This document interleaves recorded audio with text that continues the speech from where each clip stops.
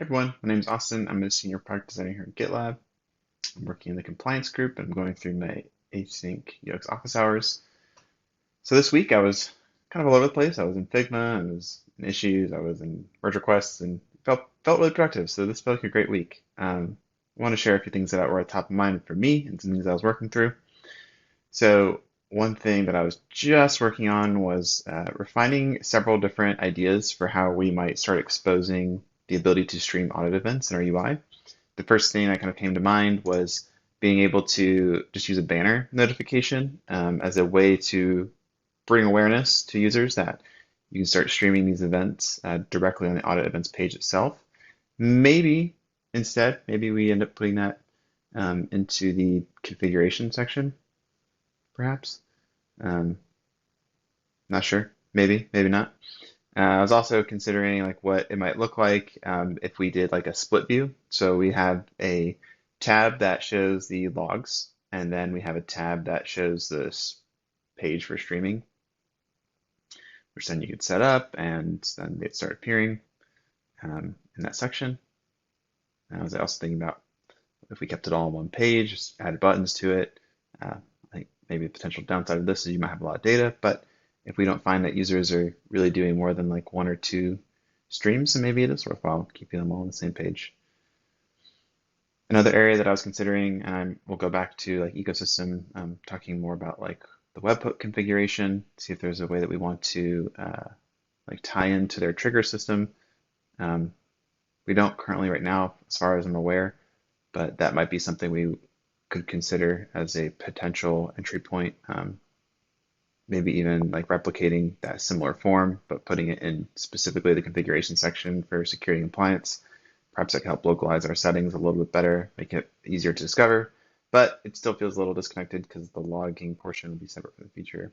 I don't know. We'll see. Next, I went back and revisited the credentials area a bit. So one thing that I think is worth considering is we have an epic to bring bulk actions into the page. And so this would help with expediting things like revoking all the expired tokens, or revoking the ones with no expiration, or revoking ones that are expiring soon. Generally speaking, I mean, an administrator could just enforce revoking tokens upon expiration once we've implemented that for like things like SSH keys and whatnot. But perhaps maybe they want more administrative power. So more of this was kind of refining for my own benefit some of these things, and definitely want to keep in mind that we've made a change to pajamas, and it was on my to-do list for this week to get around to, but I didn't get much more than starting an epic. We've defined the date and time guidelines for how we want to use absolute and like relative time.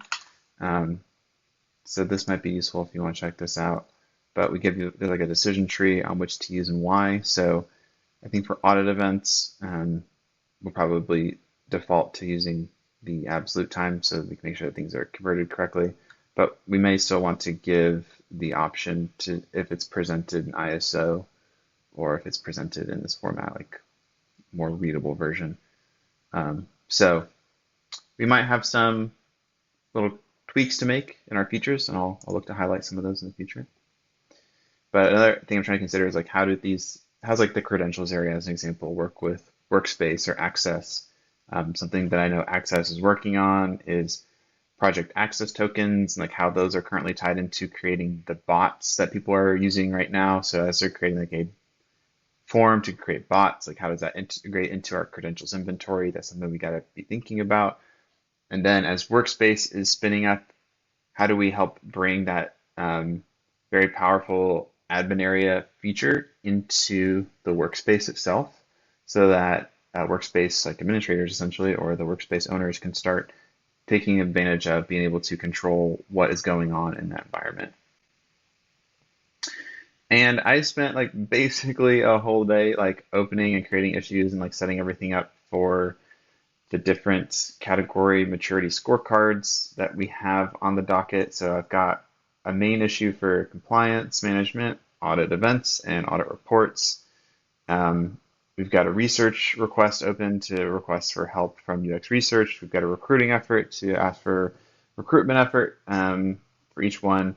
Compliance management is going to be internal. Audit reports will also be internal. Audit events will be the only one that ends up going external. That's because it's going um, from complete and then complete to viable. No, it's going from viable to complete. I've like gotten so mixed up with all these different things. So to go to complete, you got to test with external participants. So you don't have to necessarily know about all these, but just know that we have a lot of issues in flight to try and get that research accomplished in the next couple quarters. Next, I also want to just give myself a little pat on the back. Um, the DangerBot will now spin for UX reviewers. There is a tag for community contribution UX. I think the merge request that I merged it on has this as an example. I'd add the label rain the danger review job. Yeah, so you kind of get like an example of what that looks like here. The great thing is it works. It will pull in someone random. The downside is in community contributions, you need a GitLab team member to actually kick off the danger review job. So it's not perfect, but we can extend the logic from here. And I learned a lot about all the different danger files that have to be updated to make that happen. So that was a really good learning experience. This next one I thought was going to be a big deal, and it turned out not to be a big deal. So as we're thinking about being able to turn off different settings, or really turning off, disabling specific features, you can currently disable security and compliance, which may make you wonder, like, oh, what happens to audit events? Well, you will no longer be able to access it in UI, but it's not currently disabling the feature itself. So no security risk there. It's still logging all the different data attributes. And this will probably be something we want to keep in mind if we end up given the ability to disable audit events, specifying that it's not actually going to disable the logging of those events. It's just going to hide them in the user interface. That might be a better way to explain that feature to users once we get around to it. And I'm also still working on reviewing our community contribution. Wow, it's Friday at 5. Really feeling it. Yeah, if you want to know like where I'm struggling, there's a video on Loom. You can follow the links and get to it. But yeah, what was weird is like sometimes the setting would affect the project or the group that was underneath it, and it seemed like it would only update it if the initial value had not ever been deliberately changed by a user, which seems really weird. I don't know why it would be caching that value, but that's the only reason I could distill down to why it was happening. But essentially, I was seeing an inconsistency in the user experience, at least the way I was expecting it to show up. And so I'm trying to kind of suss out why that's happening before we move forward with the merging. But we did think about maybe putting some kind of feature flag until we cleaned it up a little bit more if the user, or rather if the contributor still sees it as valuable right now.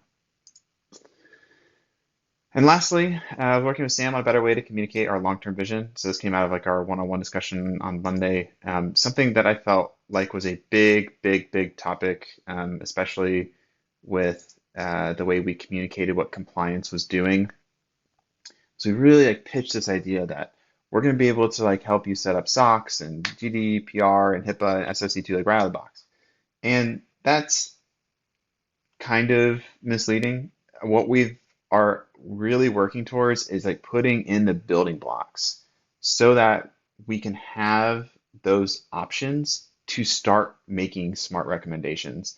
And we've only begun to like scratch the surface of what we've been hearing from customers around what they need to be able to do in GitLab in order to meet those requirements of their different regulatory standards. These might be official ones, like the ones I listed in the merge request itself with Sam, or these could be internal ones that they themselves as an organization want to enforce.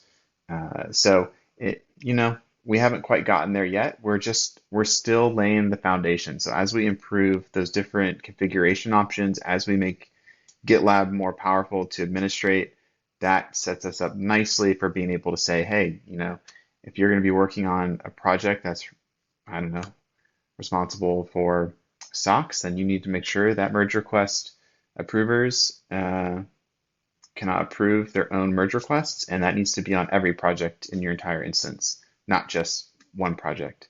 And we can help better administrate things like that now that we're getting more granular with the way that we can administrate from a higher level. So yeah, that's it for the week. It's been a good one, and I'm looking forward to the weekend. Catch y'all next week.